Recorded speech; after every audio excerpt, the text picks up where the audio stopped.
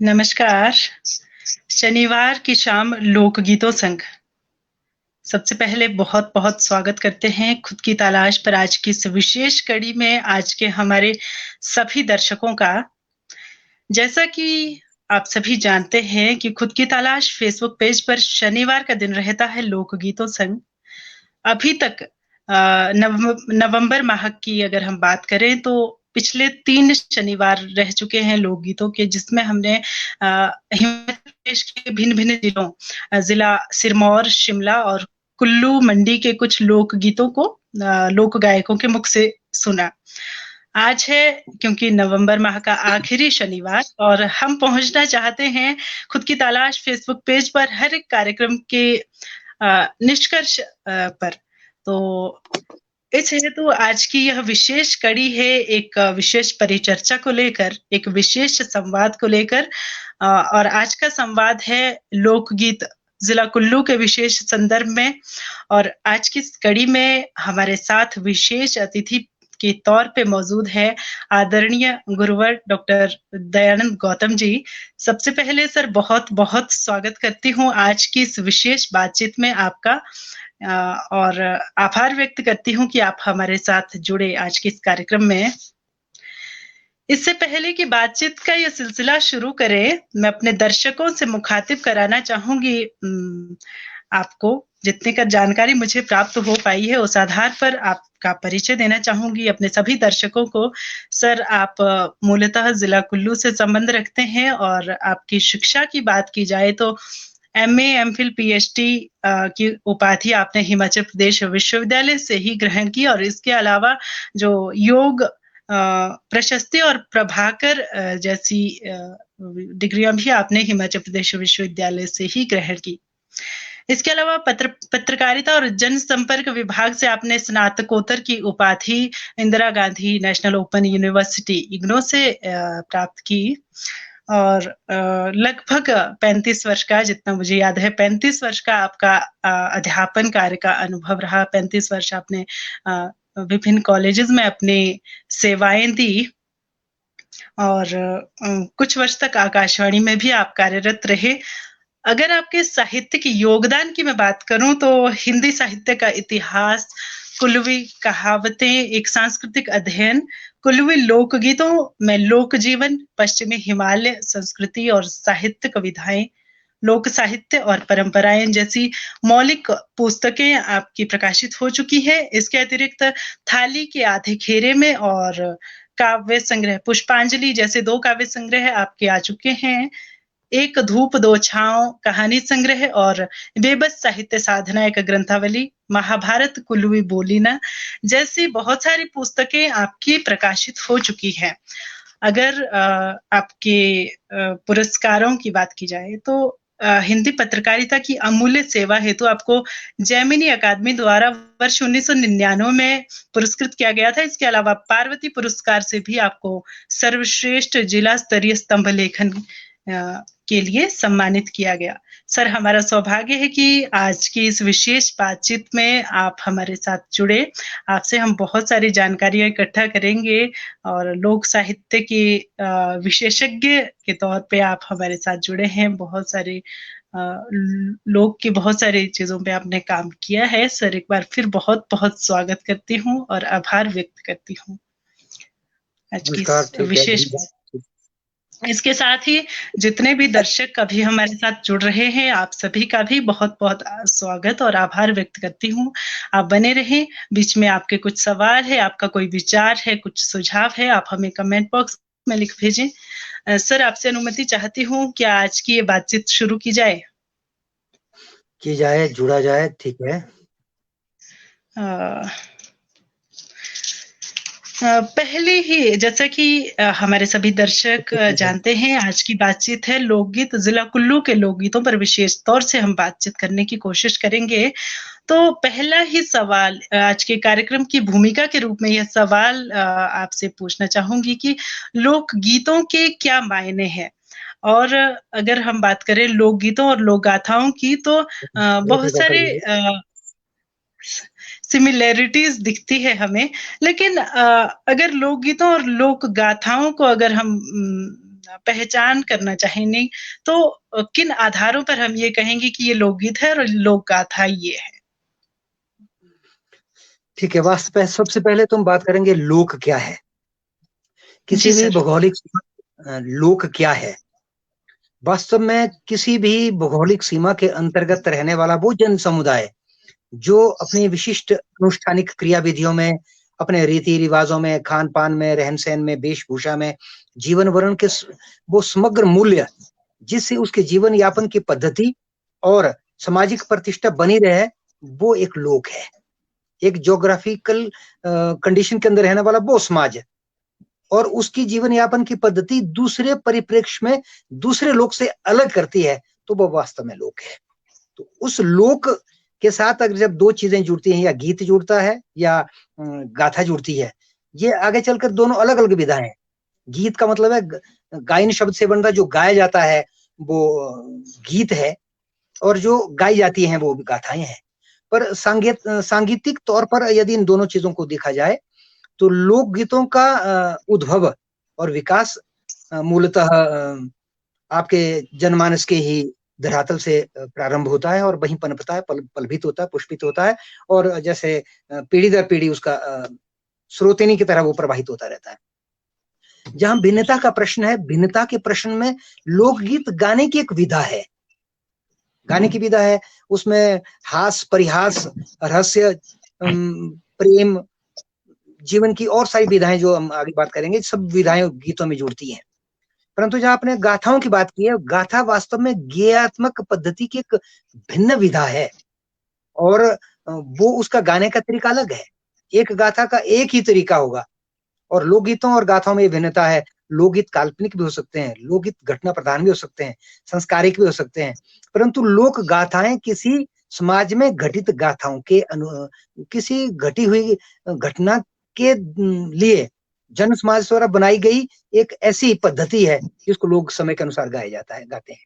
जैसे चंबा में जी सूही माता की गाथा है, फुलमों की है, रांझियों की, जो सारी वो गाथाएं हैं। तो इसके लिए अगर लोक शब्द के साथ गीत जुड़ा हुआ है, वो गायन अर्थ में प्रासंगिक है, और जो गाथाएं हैं वो पारंपरिक है और सत्य घटना पर आधारित रहती है।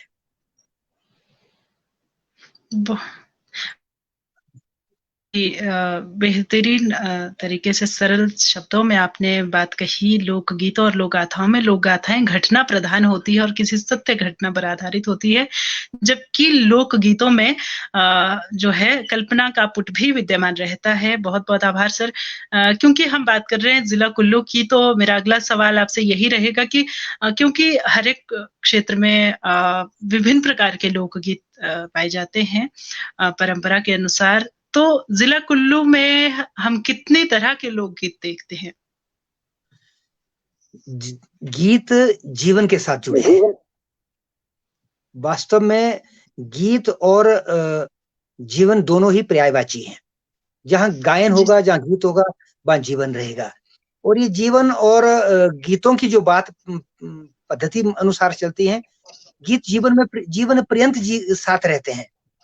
तो अलग से कितनी तरह के हैं, कैसे हैं, अगर इसका वर्गीकरण किया जाए, मूलतः जो लोकगीत हैं कुल्लू में, सबसे पहले तो संस्कार के गीत हैं, जो 16 संस्कार हैं, गर्भाधान से लेकर के और मरण तक के संस्कार हैं। उन सब संस्कारों में कुल्लू में एक पद्धति है, और संस्कारों में 16 संस्कारों के अंतर्गत 3 संस्कार मूलतः यज्ञोपवीत, मुंडन और विवाह, ये 3 संस्कार है जिसमें विस्तृत गीतों की परंपरा है।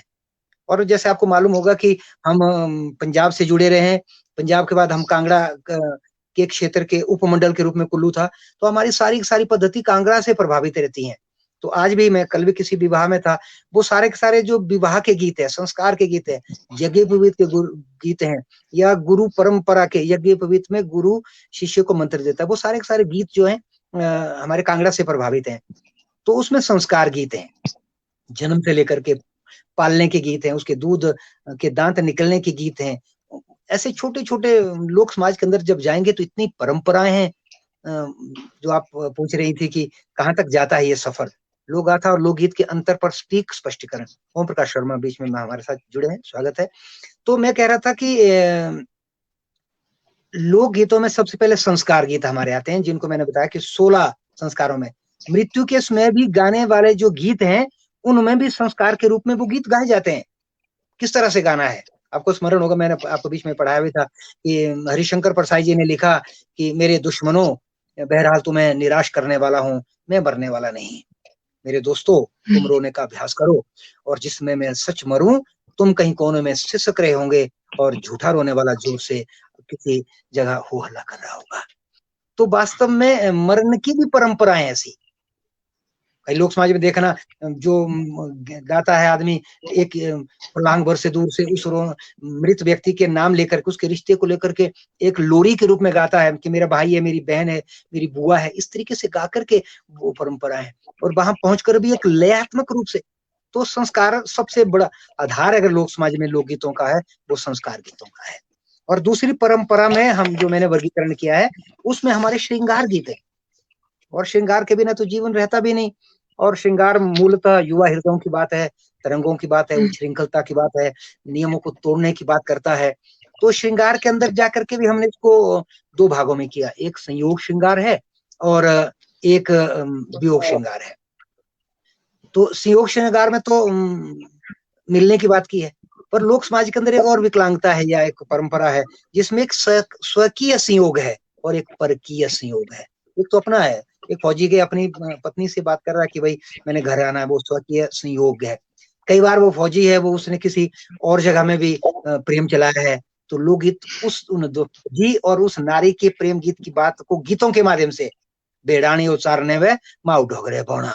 तो एक कुल्लू का बड़ा पारंपरिक गीत, वो परकीय संयोग है किसी और श्रृंगार के रूप में। नायक और नायिका या स्त्री और पुरुष का जो प्रेम है, उसको स्वकीय संयोग और परकीय संयोग में पहला भाग संयोग श्रृंगार।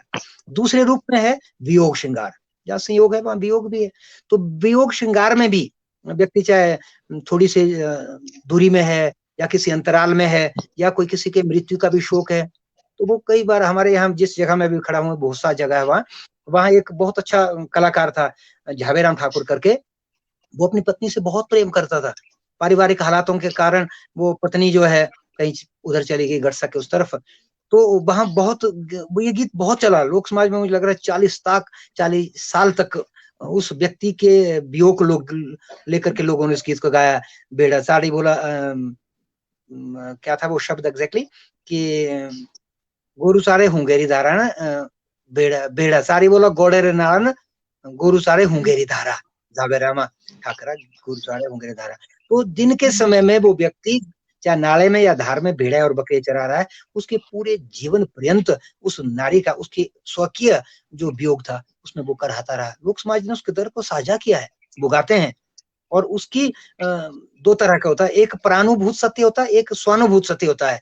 और प्रानुभूत दुख को भी स्वानुभूत अनुभव करके लोग का एक आह्लादित होता है, उसका कंठ रुक जाता है, उसके अश्रु प्रवाहित हो जाते हैं, उसका शरीर रोमांचित हो जाता है, और सुनने वाला, कहने वाला और देखने वाले सारे उसमें अभिभूत होकर के उस वियोग में आहत होते हैं और आनंद लेते हैं, जैसे गायन में आनंद रहता है। और इस सिंह के बाद वास्तव में उसके बाद एक धार्मिक गीत जिसको मैं लेकर के, संस्कारों में नहीं, संस्कार धर्म में नहीं आता, धर्म व्यक्तिगत होता है और समाज के लपेट में लेकर के धर्म चलता है। और धर्म में हमारे जैसे हिंदू मुस्लिम धर्म की बात नहीं कर रहा हूँ, या हमारे धर्म के अंदर सनातनी धर्म में हमने धर्म के साथ ईश्वर को जोड़ा हुआ है। पूरे भारतवर्ष के अंदर नहीं, पूरे विश्व के अंदर 2 ईश्वर की बड़ी परिकल्पना की जाती है, जिसमें राम जी है और जिसमें कृष्ण जी है। तो इनके इर्द गिर्द ही हम इस परंपरा को गीतों में, तो यहाँ कुल्लू के अंदर अगर कभी और बात करेंगे, अगर धार्मिक गीतों पर स्पष्ट से और बात करें, तो कुल्लू के अंदर भगवान रघुनाथ ही ईश्वर आए हुए हैं। ठीक है, आज तो 360, इस बार तो दुशहरा भी नहीं, आप जानते हैं। तो 360 वर्ष पहले 1620 के लगभग, यहाँ 1660 के लगभग राजा जगत सिंह के समय में जो वर्णन हुआ है तो दुशहरे का, उसमें रघुनाथ, भगवान रघुनाथ ईश्वर के अवतार के रूप में कुल्लू में आए। और आपको इस मीडिया के माध्यम से बताना चाहूंगा, पूरे विश्व के अंदर यदि पुरातन से पुरातन भी कोई थाती है, वो भगवान रघुनाथ के तत्कालीन मिश्रित धातुओं की एक थाती है हमारे पास। वो धरोहर है और वो उसमें हमारी आस्था जुड़ी है, उसमें हमारी भावना जुड़ी है, उसमें जीवन का समग्र भाव जुड़ा है, इसको लेकर हम चलते हैं।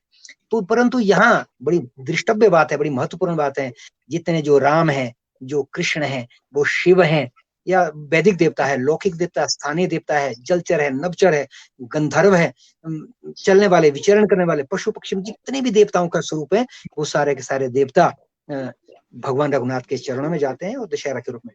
मैं आपको बता दूं, भगवान शिव राम जी के 4 रिश्तों में जुड़े हैं। एक दूसरों के मित्र हैं, एक दूसरों के गुरु हैं, एक दूसरों के शिष्य हैं, और एक दूसरों के पहाड़ी में जिसको साडू बोलते हैं, 2 बहनों के पति हैं, साडू भाई है वो, पता आपको? मैंने बताया भी था। नैना और सुनैना के दोनों की बेटियों के दोनों पति हैं राम, तो इसलिए, और शिव, तो इसलिए वो साडू भाई भी हैं। परंतु यहाँ भगवान शिव ईश्वर नहीं रहता। आपको बता दें, बड़ी महत्वपूर्ण बात है, आपके शोध में भी आएगा, महत्वपूर्ण बात है। भगवान शिव राम जी के इन 4 रिश्तों से हट करके जब ढालपुर में आते हैं, तब वो देव रूप में आते हैं, ईश्वर रूप में नहीं आते हैं। मारे देवा बोला शिव जी तेरी जय जयकारा, पूरी देव फूले दे डोल रूप, मारे शिव जी बेहारा।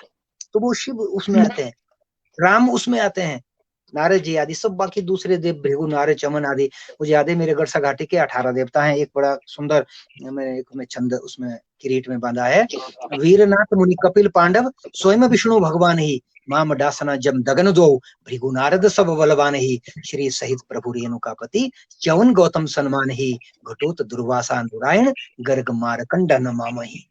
ये जो 18 रसों की परिकल्पना है, सारे के सारे भगवान रघुनाथ के चरण में जाकर के शीश नवाते हैं। और कहारों के कंधों पर देवरथों की जो परिकल्पना है, वो श्रृंखलता की है, आगे पीछे चलने की है, वो बहुत आह्लादित करने वाली है।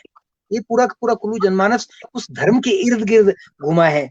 उसमें शिव की बात भी आती है, शक्तियों की बात आती है, माताओं की बात आती है। देवी शक्ति के बिना तो ईश्वर कुछ भी नहीं है। शिव की शक्ति के बिना शिव भी शव ही है, शक्ति नहीं होगी, ई की मात्रा रहने लगेगी, नहीं होगी। वो नारी शक्ति भी है, देवी देवताओं के हैं। और कुल्लू के अंदर माँ हडिम्बा का बड़ा योगदान है। तो इस हम तीसरा जो वर्गीकरण में संस्कार, श्रृंगार और धर्म के रूप में इन्हीं देवी देवताओं के रूप को यहाँ कुल्लू समाज में बड़े आदर से लिखा जाता है, समझा जाता है। और कुल्लू के अंदर एक बड़े 4 लाइनें बड़ी सुंदर लिखते देवी देवताओं पर, ये रिकॉर्ड रहेगा। उसमें लिखता हूं मैं कि जोरे घोरन जीवरे बूटे पिचियाना से तुसे अपने आप फिटिंग समझ पा रही, मैं इसके तबसरा करूंगा। जोरे घोरन जीवरे बूटे पिचियाना से तुसे अपने आप, कोत दे बेशा से कुना वेती ने रे शोया शोया से सारे पाप, कोत दा बाट दा गुण दा तू है, फिर दे शारा आयरवाण, कोत दा बाट दा गुण दा तू है, फिर दे शारा आयरवाण, नीता प्रतिदान बोने रखी दी, कद्दीनो रे मानो रे जात, जोरे घोरन जीवरे बूटे पिचियाना से अपने आप। अर्थ देखें इसका, हे देवो, हे देवो, जम के घर में क्यारियां लगी हैं, सीडलिंग लगी हुई, क्यारी लगी हुई है, किस चीज की? जीवों के पौधों की क्यारियां लगी हुई है, उरियां लगी हुई हैं। उसमें देव जाता है कि मुझे क्या चाहिए, जापानी चाहिए, आड़ू चाहिए, सेब चाहिए, जिस इच्छा का जीव वहां होगा उसकी वो उस सीडलिंग को उठा करके, उस कड़ी को उठा करके अपने गांव की भूमि में देवता रोप देता है। ऐसा कह रहा है कवि। जोरे गोरन जीवरे बूटे, वो पेड़ उठा करके तू मेरे अपने आंगन में रोप देता है, और तू हमारे दुखों को, कष्टों को, पापों को बीन देता है, हमारे जीवन में प्रसन्नता, आह्लाद भरता है। और कोतदा बटदा गोंदा तू है, फिर दे शार आयरवान। कुल्लू का जनमानस कहता है कि हे परमात्मा, तू मेरे श्वासों की, प्रश्वासों की, आवागमन की सारी परंपरा को तू ही गिनता है, तू ही मांझता है, तू ही बनाता है। और तूने कुल्लू समाज के अंदर नीतियों का, परंपराओं को और नियमों को बांध के रखा है। इसलिए तू इस जन्म में तो क्या, कई अगले आने वाले जन्मों में भी मेरा और तेरा संबंध बना रहा है। ये धार्मिक गीतों की एक परंपरा है। और सुंदर अशोक बीच में जुड़े, बहुत अच्छा लिख रहे हैं। अशोक नमस्कार, जय हिंद, ठीक है? अशोक किस में जुड़े हैं? बहुत बढ़िया। हाँ, ये धार्मिक चौथी, बहुत सारे लोग जुड़े हैं, बहुत सारे लोग जो आपके सानिध्य में पढ़े हैं, जिन्होंने शिक्षा ग्रहण की है। रेखा गक्खड़ मैम शायद आपके बहुत पुराने स्टूडेंट रहे हैं और कह रहे हैं कि मुझे मालूम नहीं कौन है रेखा गक्खड़ है, कौन है? मेरे फेसबुक पर जुड़ी है, पर मुझे, मैं जानता नहीं। और सच कहूं तो अपने दर्शकों को भी बता दूं, शायद ये कार्यक्रम तो एक बहाना था, और बहुत समय से मैंने भी सर को नहीं सुना था, तो ये एक बहाना मिल गया कि आज आपको सुनने का मौका मिला। Thank you so much sir, आप आए हमारे साथ। ऐसा और कुछ नहीं, देखिए हाँ बोलिए। और सर बहुत ही पूरे चलिए आइए। नमस्कार, पूनम, विस्तृत जय हिंद। ठीक है, बहुत कुछ सारे और लोग पनारसा जुड़ रहे हैं कॉलेज सर। कुछ पनारसा कॉलेज से स्टूडेंट्स जुड़े हैं सर, कुछ कुल्लू कॉलेज से जुड़े हैं बहुत सारे लोग। तो बहुत ही विस्तृत रूप से आपने जानकारी दी, धार्मिक लोकगीत, संस्कार गीत और बहुत सारे जितने भी प्रकार के लोकगीत जिला कुल्लू में पाए जाते हैं। अगले सवाल पर आती हूँ, क्योंकि कुछ सवाल बीच में से ऑडियंस के भी आ सकते हैं, सब समय की जानते हैं थोड़ी आप सी। मुझे, मैं बहस में भी हूँ। चलो हम रेखा खिड़ को शक्ल से देखूंगा मैं। कई बार नाम स्मरण नहीं रहते हैं ना, आदमी जहन में होता है, उसका स्वरूप होता है।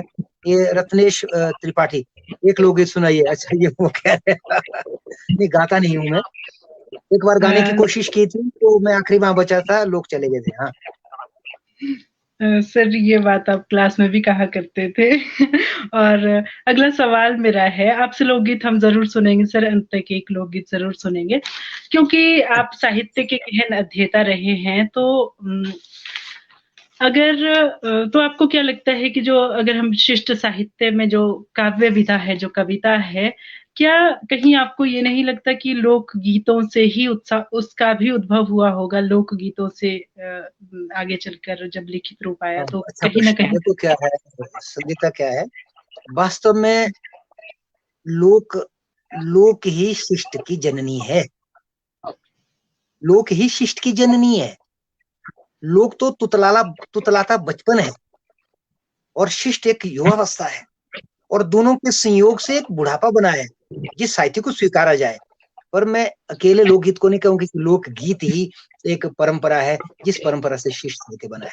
हाँ, जहां तक काव्य की बात आई है, आह से निकला होगा गान, वियोगी रहा होगा पहला कभी, आह से निकलो गान। हाँ, लोकगीत में सबसे महत्वपूर्ण है लय, और लय के साथ सबसे महत्वपूर्ण है और इन दोनों दोनों ही पायदानों से काव्य बनता है। तो लोकगीत की पहली पराकाष्ठा है कि उसमें तुक मिलने चाहिए। तो हो सकता है जो लोकगीतों में लोगों ने गीत गाए। आपको बता दूं, एक बड़ी गहरी बात कहूं, लोकगीत के सृजन में, इसमें डिस्टर्बेंस आ रही है, लोकगीत के सृजन में सबसे महत्वपूर्ण लोक गायक नहीं है, और उस लोक गायक विधा से पहले एक महत्वपूर्ण कवि है, वो शहनाई वादक। और आपको बता दूं, कुल्लू के साहित्य में किसी भी एक मणिशंकर है गुरु, उनके अपने कश्यप साथ जी के साथ चलते हैं। बस राकेश राणा जुड़े मुझे कथा विदेशी गाना बोलू तीन एक डको गाना वाला आते, इससे तो आप अच्छा गा सकते थे, मेरे से अच्छा गाते हैं आप। बहुत बहुत स्वागत करते हैं सभी जितने भी गुरुजन आज हमारे साथ जुड़े हैं, आप सभी का बहुत बहुत स्वागत। और बहुत ही अच्छा लग रहा है आज जिला कुल्लू के कुल्लू कॉलेज के सारे जो मुझे नहीं मालूम गुरुजन इतने हैं। सारे लोग इसमें लोग होते हैं, मुझे नहीं मालूम। मैं तो वैसे आज थका मांदा था, कहीं 2 मिनट हुए बैठ करके ना, मैं I am not prepared, even मैं तैयार भी नहीं हूँ। तो वही बता रहा था। तो वास्तव में पता क्या, लोक, वो बात निकल जाएगी। लोक गीत और काव्य की जो अगर संगुफन जो देखें, बड़ा तार्किक है ये। लोकगीतों की जो परंपरा है गायन के अंदर, मैं बता रहा था, उसमें शहनाई वादक की बहुत बड़ी विशेषता है। कभी बात करें किसी एक शहनाई वाले से, आप संवाद करें उस शहनाई वाले से, पूछें कि आप कैसे गीत बनाते हो, और इतने दर्दनाक कुल्लू के घटना प्रधान गीतों में जो आपको स्मरण करवा दूं, 1970-78 में हम जब 9th-10th में पढ़ते थे, लता ठाकुर एक एमएलए थी लाहौल की, और जिसका हनोगी नामक स्थान पर कार दुर्घटना में जिनका निधन हो गया। और उस हमारे वजीरा लता ठाकरा मारा वजीरा कार पोई नोगेरे नाला, तो उस गीत को मुझे याद है, वो 4 दशकों तक जनमानस के मुंह में रहा, गीतों में रहा, लोगों की घासनी में रहा। और आपको और महत्वपूर्ण, मैं फोक का बहुत नजदीक से देखने वाला आदमी हूँ, मैं बताऊं, कुल्लू के मर्दों की शुशड़ी बोलते हैं उसको, ये शुशड़ी बोलते हैं इसको जी पहाड़ी में, शुशड़ी। जी देखना, आपने नोट करना है इसको। जी सर लोगों की हमारे। शुशड़ी में भी ये लोकगीत लता ठाकरा मारा वजीरा, ये बहुत चलता रहा। तो अगर काव्य लोगों को याद नहीं रहता, गीत लोगों को याद रहते हैं। ठीक है, काव्य जी व्यक्ति खुद पढ़ता है, खुद लिखता है, लोकगीत वो सुनता है। जो कभी नहीं गाता वो बहुत अच्छा श्रोता हो सकता है। मैं कई बार कोट करता हूँ अपने कथन में कि गाने वाले आज वो लोग बुरा ना माने कि इनकी रिकॉर्ड हो रहा है, जो रंगमंच तक पहुंचते हैं, जो किसी उत्सव में पहुंचते हैं, जो किसी घटना वाले गीतों का ताना बाना लेकर के उछल उछल करके रंगमंच पर कला केंद्र में मनु मार्केट में जाकर के गीत सुनाते हैं। कई बार मुझे लगता है उनकी प्रस्तुति बहुत कमजोर रहती है। वो तैयार करें अपने आप को, उससे अच्छा गाने वाली मैंने घासनी में देखी है महिलाएं, और जो बिना किसी माइक से, बिना किसी प्रस्तुति से, बिना किसी मौलिकता से अपने सहज भाव से अपने कर्तव्य के साथ घास काटते काटते ऐसा गाती है। और मैं सच कहूं, राह से चलने वाला कोई पथिक, चाहे वियोगी हो, संयोगी हो, दुखी हो, सुखी हो, सहज किसी छोटी सी छांव में रुक करके उसको सुनता है, उससे आह्लादित होता है।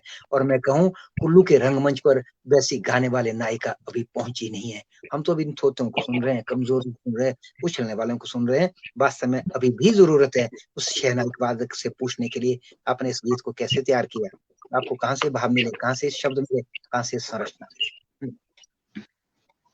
जी आगे सर, चले। बहुत सही है। और जी बिल्कुल सर, और बहुत सारी बातें हो गई बीच में, दर्शकों से भी बातचीत हो गई।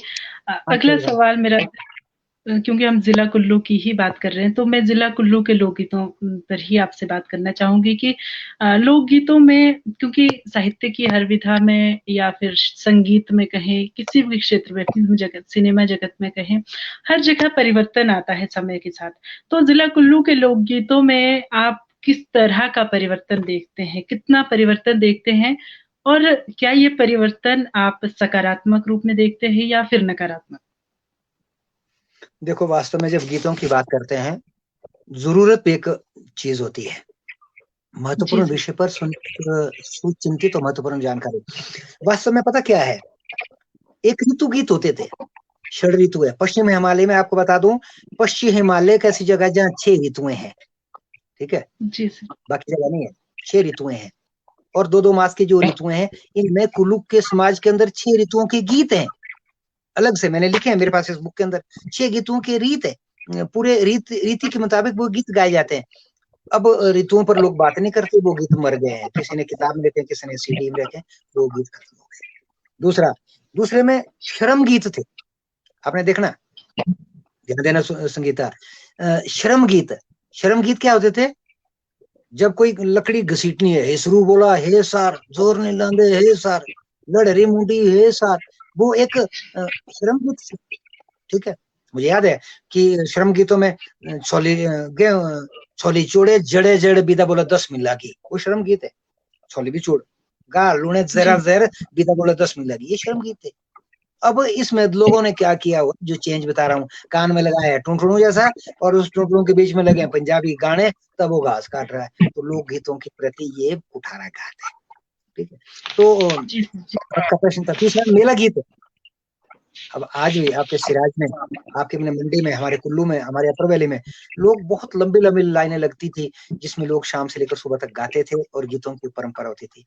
अब हमारे कुल्लू में बोलते थे पहले कि जब बच्चे उड़कते थे फट्टों पर आवाज करते थे, हमारे पूर्वज बोलते थे, अरे की गीजा नाटी पाई सड़े उसे बंद कर रहा, की गीजा नाटी पाई से बोलती गीजे नाटी, शोर करने वाली।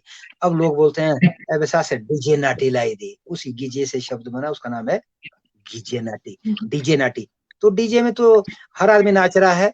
वो चिड़िया की पंक्ति नहीं थी, मैं सुनाई थी आपको कि वो झुरमुट में चिड़िया गाती हैं, कौन गा रही है कौन सुन रही है, और मुझे लगता है कि सारी बोल रही हैं और सुन कोई नहीं रही होंगी।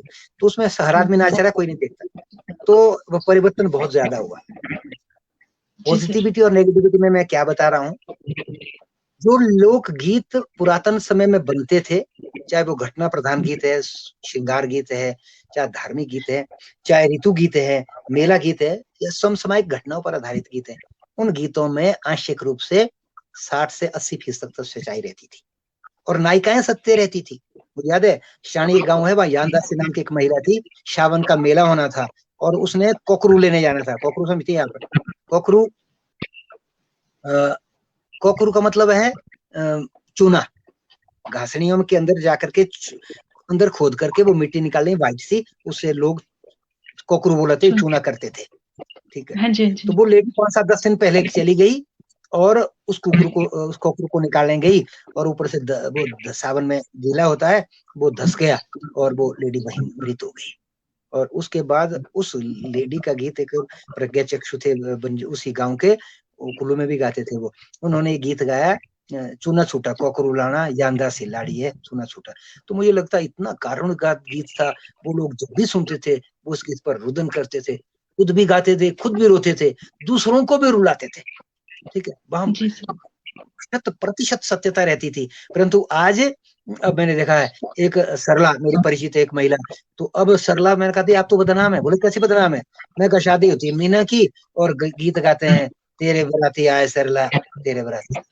ठीक है, अब सरला मौलिक नहीं रही, अब सरला काल्पनिक हो गई है लय के अनुसार, या मीना है, चिन्नू है, फलानी बामणी है, कुछ है, वो नाम जुड़ रहे हैं, वो सारे काल्पनिक है। लोगों की जरूरत के मुताबिक वो परोसा जा रहा है। ठीक है, पैदा नहीं हो रहा है। जी सर। हम स्वयं कोई भूमि से अन्न पैदा करने वाला गीत पैदा नहीं कर रहे हैं, वो बाहर से थोपे जा रहे हैं, हम उसके साथ नाच रहे हैं, कूद रहे हैं। तो ये समय की है, नकारात्मक सकारात्मक की मुझे नहीं लगता कोई जरूरत है। इन गीतों की निरंतर प्रवृद्धि और वृद्धि होने पर अनावश्यक पनपते हुए गीतों की जो वृद्धि है, वो मूलतः हमारे मौलिक गीतों की जड़ों में कहीं ना कहीं तेल डाल रही है, पानी नहीं डाल रही है। जी सर, अगला प्रश्न। बिल्कुल आपने कही। और बातचीत के सिलसिले में अपने दर्शकों से भी, बहुत सारे दर्शक हमारे साथ जुड़े हैं। आपका कोई सवाल है, आपका कोई विचार है, तो आप हमें कमेंट बॉक्स में लिखिए, हम आपसे भी आपको भी बातचीत में शामिल करेंगे।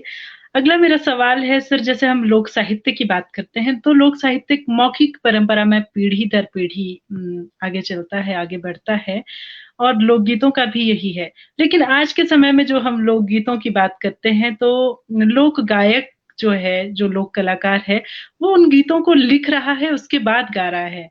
पहले मुझे नहीं पता, आप शायद ज्यादा बेहतर से बता सकेंगे कि पहले का लोक गायक लोक कंठ से उसके स्वतः बनता था, लोकगीत किस तरह से बनता था, और आज के समय का तो हम देख रहे हैं कि वो लिख रहा है, उसके बाद उसको गा रहा है।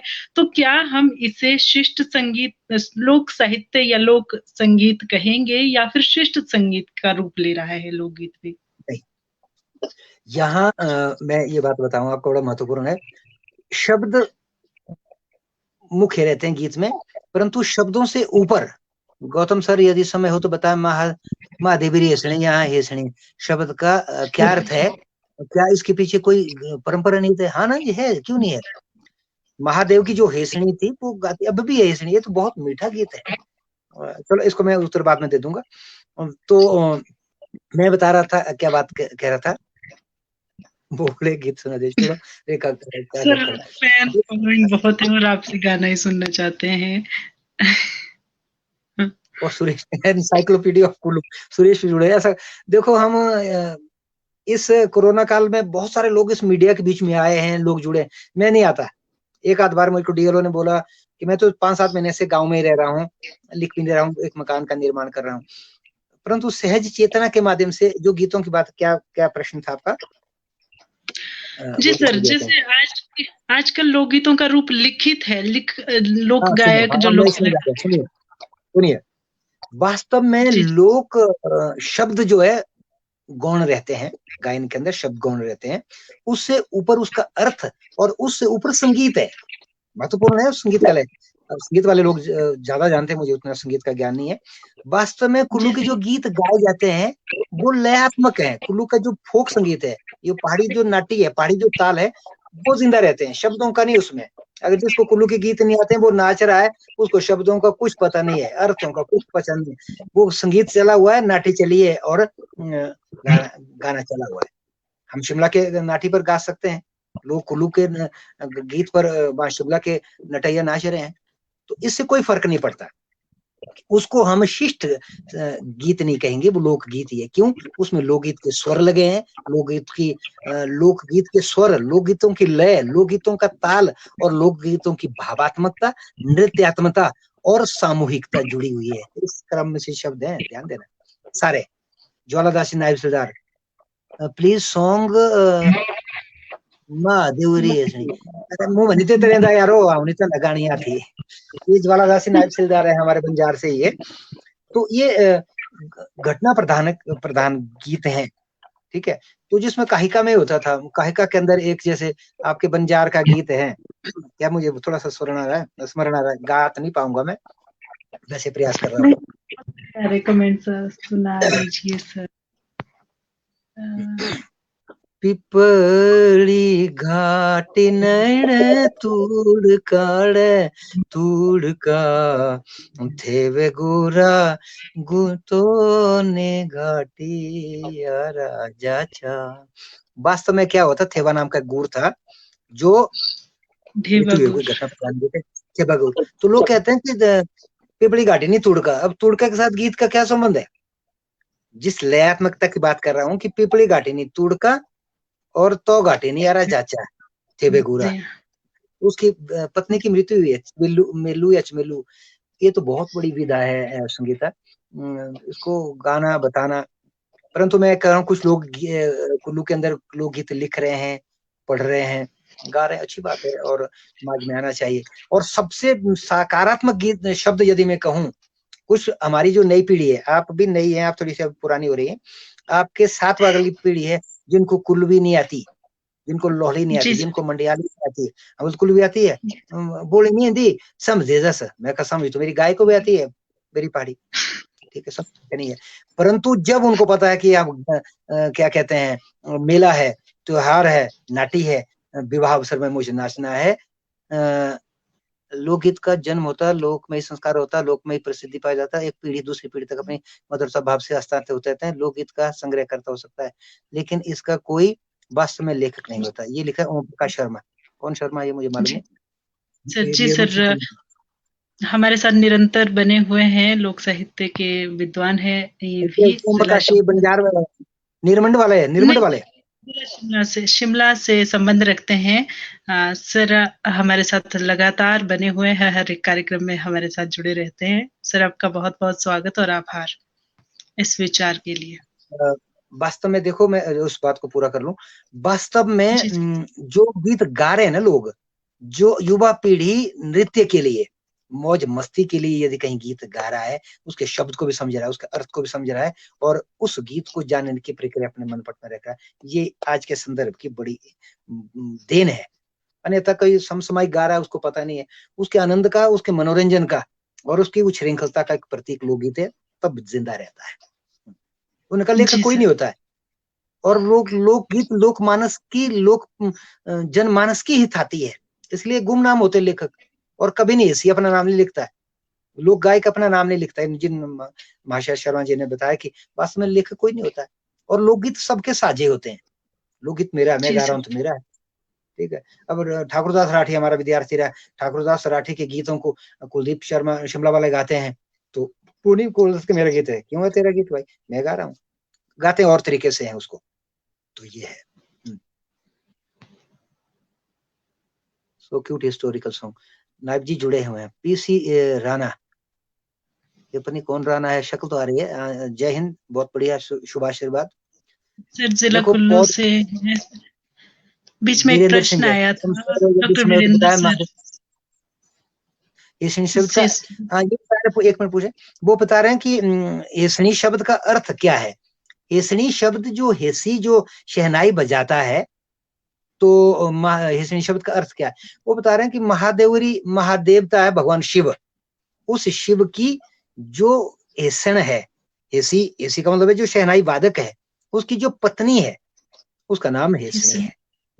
उसकी ऐसी की डेथ हुई है, कहानी परंपरा है, ये लोग गाथा के रूप में भी गाया जाता है। उसकी डेथ हो जाती है और हेसनी का गीत बना है, बड़ा लंबा गीत है, मैं सारा डिटेल नहीं बता पाऊंगा। एक लोक परंपरा नहीं, एक घटना है हुई है हेसनी के साथ।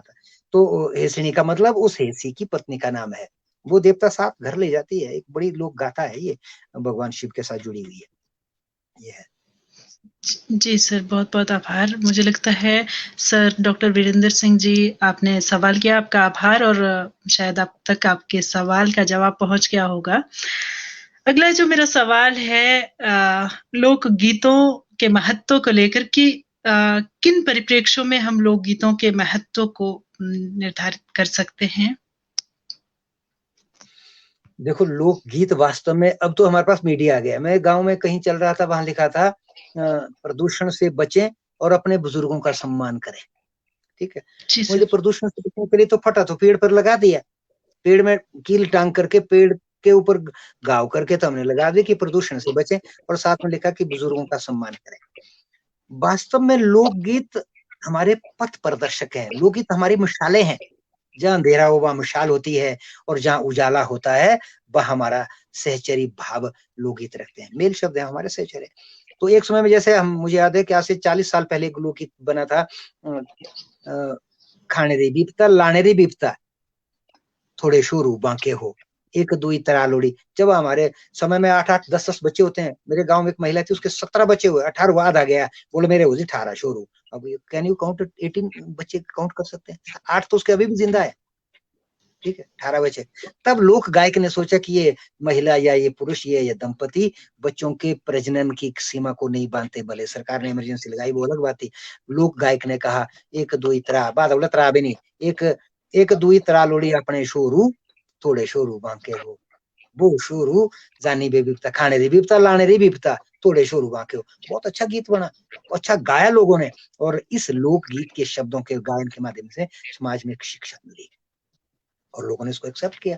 और अभी भी, मैं तो पीछे भी कह रहा था, मैंने तो लगभग कुल्लू के 600 गीत इकट्ठे किए हुए हैं, जो आपको भी एक बार असाइनमेंट में तैयार अभी भी मेरे पास है। फिर मैंने सोचा हिमाचल के लोग गीत करें, फिर 200-250 गीत हो गए। फिर मैंने सोचा कि पश्चिम इसके उत्तरी भारत के गीतों को इकट्ठा करें, फिर भारतीय, अब लगभग कोई 2-2.5 हजार गीत है। समय नहीं मिला, एक समय मिले तो हम भारतीय परंपरा के सारे गीतों को इकट्ठा करके एक एनसाइक्लोपीडिया बना सकते हैं। आप लोग काम करें, आप युवा है, लोगों को जोड़े। जी और सर, महत्व बहुत बताऊं मैं, बहुत जीने के, देखो जीने के महत्व में, चाहे संस्कार हो, संस्कारों में वहाँ, शुक्रिया डॉक्टर साहब जानकारी के लिए। ये है विशाल ठाकुर हैं, ऐसे के स्मार्ट स्मार्ट बंदे आ रहे हैं। तो मैं बता रहा था कि हर जगह संस्कारों में उस गीत का बड़ा महत्व है। मैं बताऊं, वो क्या कहते हैं, जब यज्ञोपवीत डालते हैं धर्म संस्कार के अंदर, वहां गाने वाली महिलाएं गीत गाती है, दे दे गुरु जी गुरु ज्ञाना। तो उसके कान में जब गीत गाया जाता है, वो मंत्र दिया जाता है, उसमें वो गीत, मुझे लगता है गीत नहीं होगा तो जीवन नहीं होगा। जीवन गीतों के बिना अधूरा है, और ये शाश्वत प्रक्रिया है। जब तक इंसान रहेगा गीत चलते रहेंगे। मैं तो लोक गीतों के साथ, यहाँ मेरे मन में एक भाव आया, लोक गीतों के अंदर जहां मैं बैठा हूँ, अगर रिकॉर्डिंग होती मैं सुनाता आपको, लोक गीतों के अंदर, लोक समाज के अंदर पशु पक्षी भी गीत गाते हैं। मैं चकवा, मेरे जहां मैं रहता हूँ, अभी आजकल रह रहा हूँ, वहां एक बड़ा देवबोन बोला सा बड़ा घना जंगल है, वहां चकवा और चकवी पक्षी रहते हैं। आपको मालूम है, आप साहित्यिक छात्रा हैं, चकवा और चकवी रात के प्रहर में इकट्ठे नहीं रहते, और दूर जी रहते सर, हैं, एक दूसरे को आवाज देते हैं, चकवा चकवी। और सुबह प्रथम प्रहर में यदि वो नहीं मिल पाए तो वो दोनों ही जिएंगे साथ साथ, मरेंगे के लेके नहीं बोलते, वो जिएंगे भी साथ साथ, मरेंगे भी साथ साथ। और आपको बता दूं, बहुत महत्वपूर्ण बात सहज निकली है, 84 लाख योनियों में यदि कोई पावन पवित्र संबंध रखता हो तो चकवा रखता है। वो किसी भी पर पुरुष से, परिमार नारी से, पर पक्षी से संबंध नहीं बनाता है, मर जाता है। और वो रात को मुझे बड़ा बड़ा मीठा गीत गाते हैं वो, चाहे एक ले में ऐसा करके, तू कहाँ है, दूसरे ले में तू सुरक्षित है, हाँ सुख बैठी थी, तू सुख बैठे थे, ऐसी बात करते हैं। संगीत के अंदर संवाद होता है, संवाद के अंदर गीत होता है। ये दोनों तो पशु पक्षी भी गाते हैं, छोटी छोटी चिड़ियां भी गाती हैं, चिंटियां भी गाती हैं। तो सृष्टि की सभी तरह की योनियों में गीतों की परंपरा है, लोगों के बीच समाज में ये परंपरा बनी रहती है। गुरुजी आपकी अब क्या, मैं अंग्रेजी में जाती, वेस्टर्न कल्चर कुल्लू आप गुरु जी, आज की अपना पीढ़ी रहा है। वेस्टर्न कल्चर क्यों अपना रही है, जबकि अपने कल्चर की शर्म करते हैं? ऐसा क्यों हो रहा है गुरुजी? क्या संस्कारों की कमी है, या हम भूल रहे हैं अपनी परंपरा को? दोनों चीजें हैं, संस्कार की भी कमी है और परंपरा को भी भूल रहे हैं। वास्तव से बड़ी महत्वपूर्ण बात है ये, किसने प्रश्न पूछा था, बहुत इनको देना, ये 100 रुपया कैश देना इनको, तो बड़ा महत्वपूर्ण। है जी पीसी सर। राणा, एक करूंगा। वास्तव में देखो क्या है, 3 वर्ष से लेकर के 19 वर्ष तक बच्चे का संस्कार पनते हैं, पलते हैं, बढ़ते हैं। इन समय में, अब तो ये कोरोना काल में तो बच्चे के साथ ये कंप्यूटर जुड़ा है, मोबाइल जुड़ा है, संस्कार खत्म हो रहे हैं। और पाश्चात्य सभ्यता में अभी पंजाबी गीत पर लोगों को उसके मीनिंग नहीं पता है, ऐसे थिरकते देखे जो उनको के जैसे कोई हानि है, फुमैस से क्योंकि कुंगशी लगी है उसको, ऐसे ऐसे कांप रहे हैं, या उनको कोई देवता है, या उनको भूत चढ़ा हुआ, ऐसे देखते हैं डीजे के ऊपर नाचते हुए। अगर उनसे पूछे भाई साहब बच्चा कहाँ रहता है, वो जवाब नहीं देते। तो हमारे संस्कारों में भी कमी आ रही है। और पाश्चात्य तो लोग, हमारे फिल्मों का प्रभाव रहता है। अगर किसी खान अभिनेता नहीं है, लाइन जैसी कटिंग में खींची और मेरे गांव के 4 लोग दूसरे दिन कैंची से या छुरे से या ब्लेड से वैसी लाइन बना लेते हैं। प्रकाश जी जुड़े झूठ बोल रहे हैं। तो ऐसा ये दोनों चीजें, या समय की भी जरूरत है ऐसी। लोगों को अच्छा लगता है कि मैंने यार क्यों गाना ये ढीला गीत, मैंने सुना नया गीत गाना है, मैंने पंजाबी गाना है। तो ये समय की भी देन है। हम किसी को नहीं बोलेंगे गलत कर रहे हैं, अच्छा कर रहे हैं, पर उनकी देन है जो उन्होंने प्रश्न पूछा जी उसका उत्तर। सर जी क्या बहुत मिस कर रहे, कौन है मिस कर रहा है मुझे? चक बचक वाला फोन कितनी खूबसूरत है, वाह प्रकाश देखा जी। खबर कौन। सर जी मुझे बहुत मिस कर रहा हूँ आपको। क्या जी बोला, कौन है? सर याद कर रहे हैं कोई ये और आप याद बहुत सारे करते काम। रहिए।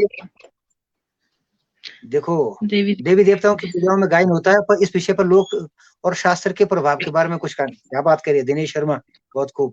इनका देवी जी देवताओं की सर। पूजा में भी गायन होता है, इस विषय पर लोक और शास्त्र के, बहुत अच्छा प्रश्न आया है।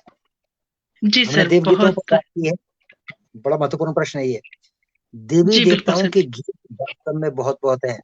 हमारे यहाँ विवाह शादियों में वरुण के गीत गाए जाते हैं, इंद्र के गीत गाए जाते हैं, देवियों के गीत गाए जाते हैं। और लोक समाज में बड़े प्रासंगिक विधाएं हैं। देव समाज के अंदर बड़ी प्रासंगिक विधा है। मुझे नहीं मालूम कि वो लोग हमारे पूर्वज कितने पढ़े लिखे थे, पर उन्होंने उन गीतों के माध्यम से गायन को जोड़ा है, और गायन को संस्कारों के साथ जोड़ा है, और संस्कारों के अंदर उसकी आध्यात्मिक भाग जोड़ी है। राना क्या बोल रहा है? मसाले और मशाले एपिसोड।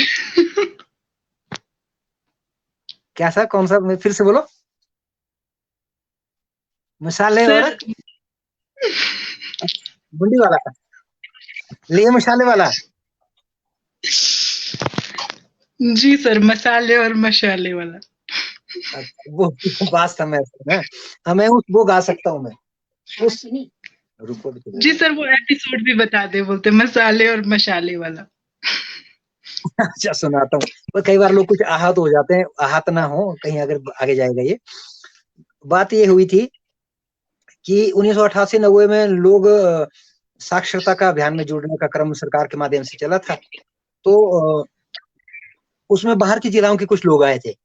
तो सुबह 4 बजे प्रभात फेरी हुई, उसमें गीत था, ले मशालें चल पड़े हैं लोग मेरे गांव के, ले मशालें। सुबह मशालें लेकर के जब कुछ बाहरी जिला के कुछ लोग आए, तो वो 4 बजे गाने लगे, वो लगे ले मसाले। तो उन्होंने सोचे मसाले बेचने वाले सुबह कैसे आ गए भाई, 4 बजे क्या मसाले बेच रहे हैं। ये भाषिक संरचना का दोष है, छोड़िए। राणा जी के पास हमारे बहुत सारे प्रसंग है जिनको सहेज कर रखते हैं। और कोई गीत भी हो संवेदनाओं का भंडार, गीत कोई भी हो संवेदना को भंडार होते हैं। जो लोग संवेदनाओं के मूल तक नहीं उतरे वे कभी लोग, क्या बात कही है वीरेंद्र सिंह जी, बहुत बड़ी बिल्कुल सर। महत्व। एक और महत्वपूर्ण बात आई। अभी पिछले 2 दिन पहले सर हमारे साथ जुड़े थे doctor Virendra Singh ji. Regional centre धर्मशाला में असिस्टेंट प्रोफेसर के तौर पे कार्यरत है और निरंतर हमारे साथ बने हुए हैं, हमारा सहयोग दे रहे हैं, हमें प्रोत्साहित कर रहे हैं। सर आपका बहुत बहुत आभार निरंतर बने रहने के लिए। शायद ये सवाल का जवाब, सर क्या ये सवाल का जवाब पूरा हो पाया था? मैं भी उलझ गई थी बीच में। कौन सा? देवी देवी देवताओं की देवताओं, पूजाओं में भी। जी ठीक है, सर। मैं ये बीच में उखड़ गया था। देखो देवी देवताओं के बीच में जो लोक और शास्त्र, जी सर। लोक में लोग थोड़ा सा इसमें कंसंट्रेट करते हैं। ये प्रश्न आ रहा है दिनेश शर्मा का। जी सर। वास्तव में जी लोक समाज में जो गीत गाए जाते हैं, सुन रहे होंगे, लोक समाज में गीत गाए जाते हैं, वो देवता के पूजा पद्धति आवाहन से बाहर गाए जा रहे हैं। घासनियों में गाए जा रहे हैं, मेलों में गाए जा रहे हैं, और कहीं देवता के मेले में गाए जा रहे हैं, देवताओं के उत्सवों में गाए जा रहे हैं।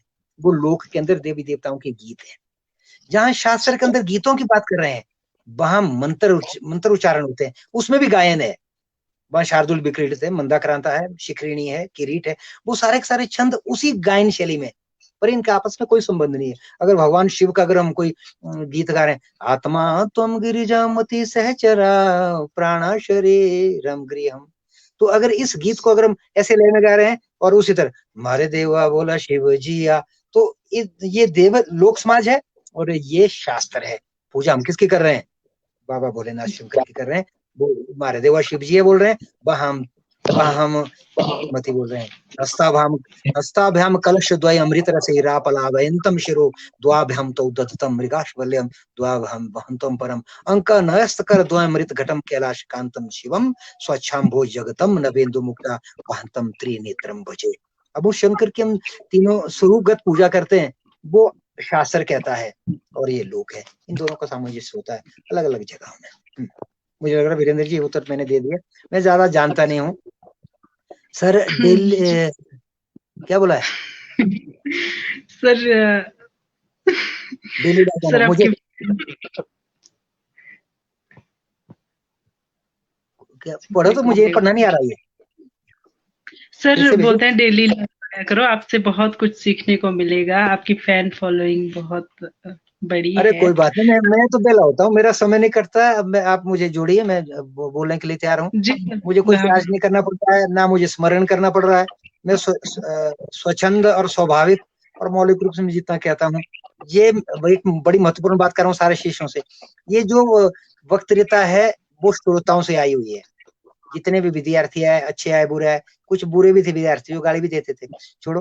तो कुछ लोग स्मरण रखते हैं, कुछ लोग आभार रखते हैं, तो उन लोगों के सहयोग से ये बातें आई है।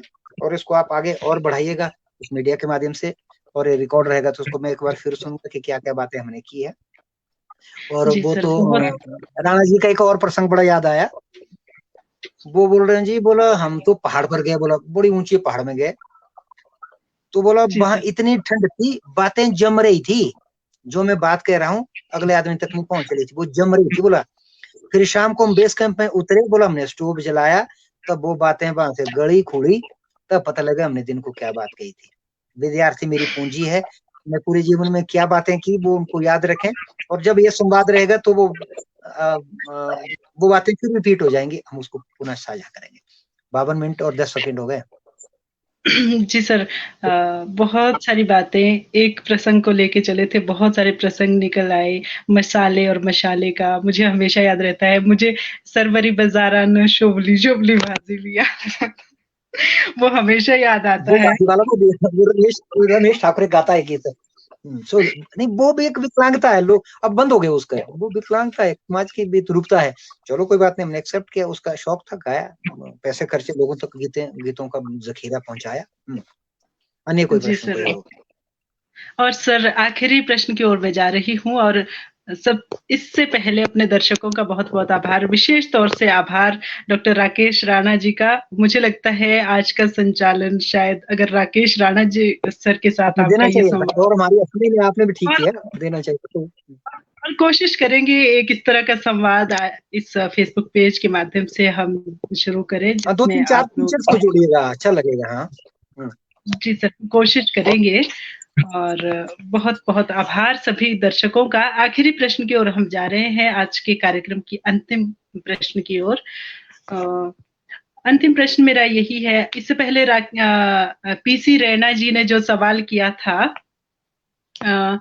उस पर एक जो टिप्पणी मैं अपनी तरफ से जोड़ना चाहूंगी कि आप एक युवा है और आपने इस बारे में सोचा, आपके दिमाग में यह सवाल आया, तो मुझे लगता है कि युवा होने के नाते इस सवाल का जवाब आपके पास खुद होना चाहिए। खुद को तलाशिए, क्योंकि हमारा पेज खुद की तलाश है, तो खुद को तलाशिए। इस सवाल का जवाब मुझे लगता है कि एक युवा से बेहतर और कोई नहीं दे सकता कि हमारे ऊपर पाश्चात्य सभ्यता इतनी हावी क्यों हो रही है, और हमें जो हमारे संस्कारों में कोई कमी है, ये हमारे बुजुर्गों से ज्यादा, हमारे गुरुजनों से ज्यादा, हमारे माता पिता से ज्यादा हमें पता होना चाहिए कि हमारा झुकाव इस ओर क्यों है।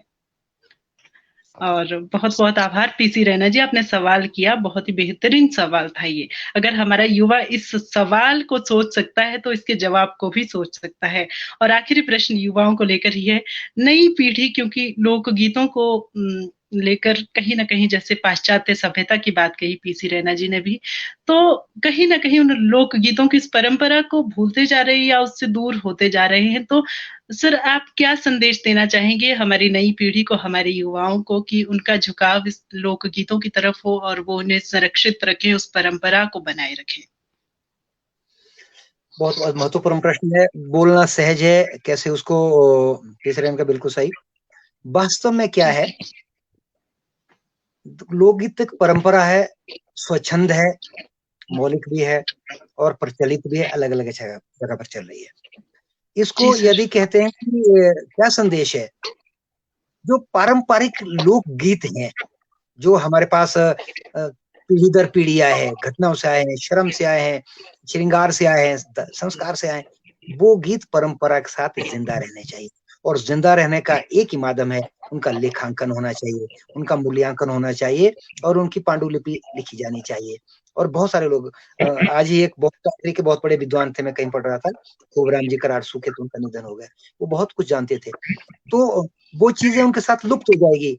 आज मैं बीच में एक शरानी गीत पर जिला भाषा अधिकारी कुल्लू ने शरानी पर बात की थी, बड़ी दुर्लभ प्रक्रिया है, तो उनका लेखन होना चाहिए। कल अगर जरूरत पड़े तो उसको हम खंगाल सके, मीडिया के अंदर जिंदा रहेगी वो चीजें। और